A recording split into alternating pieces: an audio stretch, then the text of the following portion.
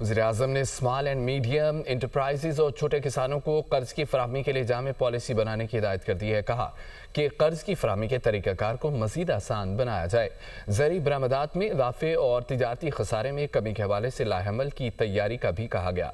आला सतह इजलासों का हवाला इस रिपोर्ट में जानिए।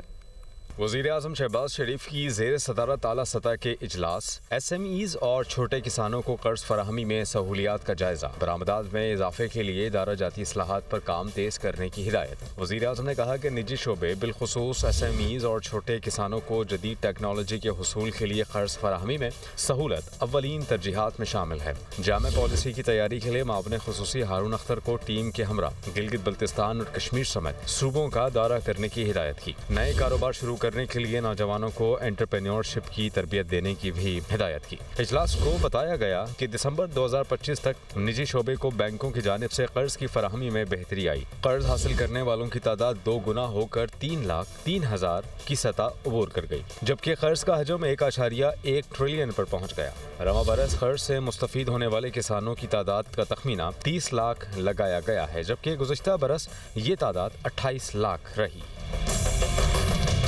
बरामदात में इजाफे के हवाले से एक और इजलास में वज़ीर-ए-आज़म ने कहा कि बरामदात पर मबनी तरक्याती हदफ का हुसूल हमारी तरजीह है। बरामद कुनंदगान को टैक्स रिफंड के हवाले से कोई कोताही काबिल कबूल नहीं। इजलास में जुलाई ता दिसंबर 2025 तक के तिजारती आदाद शुमार भी पेश किए गए।